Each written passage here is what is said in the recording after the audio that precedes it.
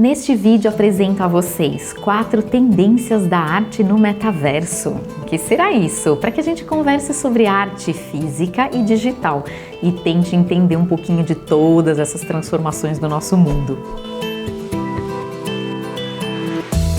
Olá pessoal, tudo bem por aí com vocês? Bem-vindos e bem-vindas à nossa Casa na Arte. Hoje o tema da nossa conversa são as tendências da arte no metaverso. Isso por quê? Porque eu tenho lido notícias aí recentes, enfim, que tratam um pouquinho desse novo cenário, né? Das transformações digitais em razão de novas tecnologias que surgem o tempo todo, e a arte não fica de fora, ela está diretamente implicada nesses cenários e nessas transformações, e eu acho vale a pena que a gente aqui na Casa na Arte converse a respeito disso. Aliás, já iniciamos esse assunto em outros vídeos e hoje eu gostaria de apresentar 4 tendências da arte no metaverso, na verdade ilustradas por 4 obras ou projetos, vocês já vão perceber, que são muito emblemáticos na minha visão, que também já foram bem divulgados aí na mídia e tal, e eu acho que mostram muito, né, que são reveladores desse assunto que eu gostaria de dividir com vocês aqui hoje. Vamos a essas 4 tendências? A primeira delas é a própria adequação do artista a esse novo cenário. Porque o que é esse metaverso, né? É um universo virtual, digamos assim, em que a gente pode estender, prolongar um pouquinho a nossa vida, que a gente tem aqui também lá. A gente pode ali ter um nome, uma aparência física que a gente escolhe qual é, a personalidade que a gente quer ter, e ali a gente tem as experiências de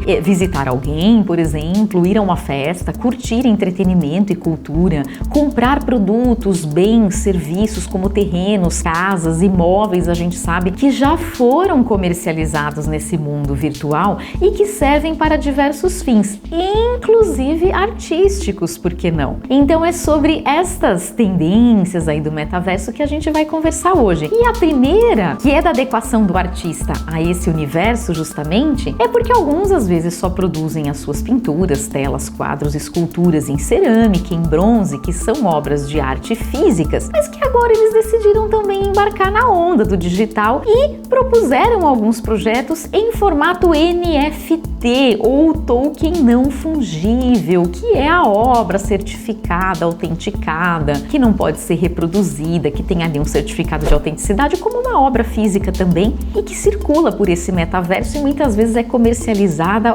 pelo uso de criptomoedas e não pelas moedas convencionais. O artista inglês Damien Hirst é o meu primeiro exemplo que preenche aí essa tendência de um artista antes de obras físicas que agora foi para o digital. O que o Damien Hirst propõe? Ele produziu uma coleção de 10 mil desenhos físicos que ele digitalizou e transformou em NFT. E agora ele comercializa, mas é com o seguinte propósito: você pode comprar um desenho desses e após 2 meses da aquisição você escolhe se você continua, na verdade, com o desenho digital apenas ou se você gostaria de trocá-lo pelo físico. Não pode os dois. Então é uma curiosidade desse novo cenário do mercado das artes. É uma tendência que a gente deve seguir porque já levanta um pouquinho essa lebre sobre qual é o valor de uma e de outra e se elas são complementares, se elas substituem uma outra ou não. Então eu acho já é um primeiro fato bem curioso para a gente destacar aqui. A segunda tendência da arte no metaverso que eu sublinho é o oposto, na verdade, né? Quer dizer, não é o artista que na verdade propõe esses novos projetos, mas quem compra a obra e que decide a seu bel prazer o que fazer com ela. O caso bem polêmico que foi divulgado aí recentemente do coletivo Unique One, eu acho ilustra bem essa ideia. O que eles fizeram? Eles conseguiram, né, através de um leilão da galeria super famosa Christie's, comprar uma pintura de Picasso datada de 1964 que tem por título Fumeur 5 e eles decidiram queimá-la.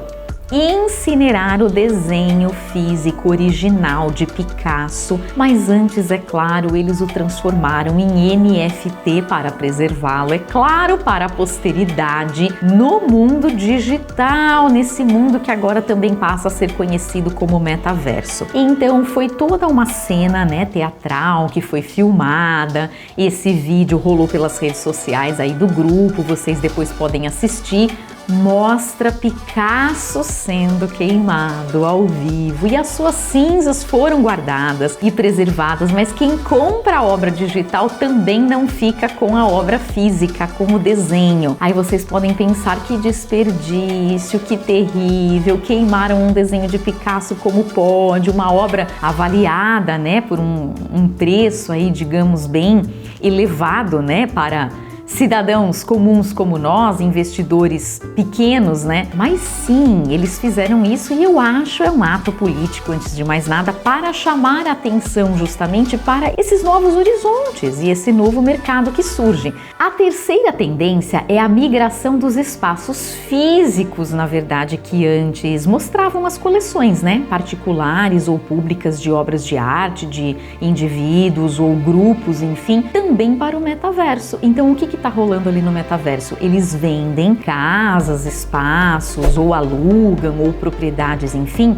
e as galerias de arte físicas compram esses espaços para fazerem exposições exclusivamente virtuais. Então tem casos de galerias que continuam funcionando fisicamente, nos seus endereços físicos e tal, e comercializando obras físicas, mas lá no metaverso comercializam apenas obras digitais. Ou fazem um troca-troca, né? Quer dizer, obras comercializadas lá podem depois ser vistas também na galeria física e assim por diante. Aí depende do projeto, depende do tipo de trabalho, de fotografia, enfim, que tem sido produzido. The Sandbox é um dos territórios no metaverso mais aí propícios, que tem sido mais bem cotados para que esse fenômeno justamente aconteça. Vale a pena também que a gente o conheça. E a quarta e última tendência da arte no metaverso é um caso brasileiro, bem recente também, que é você pegar uma obra de arte grande, muito valiosa, que tem um valor que excede a capacidade de brasileiros e brasileiras comuns comprarem, como o Di Cavalcanti, que tá, sei lá, orçado aí, né, avaliado em cerca de 770 mil reais, e fazer um processo chamado tokenização, ou seja, tokeniza, cria um token pequenininho, que é um pedacinho da obra, do quadro, uma fatiazinha digital do quadro, para vender por módicos 10 mil reais, por exemplo, que é um valor já bem mais acessível, principalmente nesse mercado aí das artes. Vejam só que curioso. Então, o quadro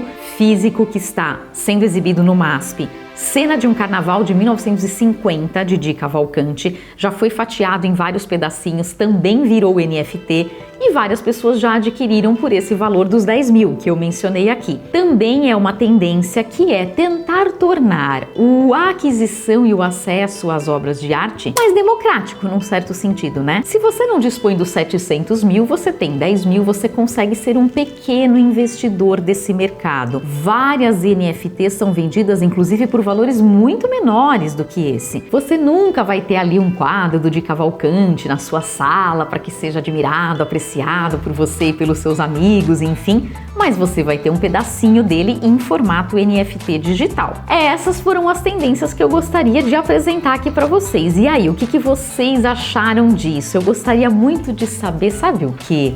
Se vocês tivessem aí uma graninha para investir e comprar uma obra de arte, qual vocês prefeririam? Lá no caso do desenho do Picasso, vocês escolheriam ficar com as cinzas que restaram daquele desenho tão lindo, ou vocês optariam por ficar com o digital, ou no caso dos desenhos também de Damien Hirst, se tiver de fazer uma escolha, optar por um ou outro, qual vocês escolhem? Respondam aqui para mim nos comentários para que a gente possa continuar essa conversa, e também, é claro, fica o meu super convite para que se inscrevam aqui, assim quando surgirem, e certamente surgirão outros vídeos assim como esse aqui na Casa na Arte, vocês vão poder acompanhar. Basta aí ativar o sino das notificações, tá bom? Nos encontramos no próximo vídeo. Até lá!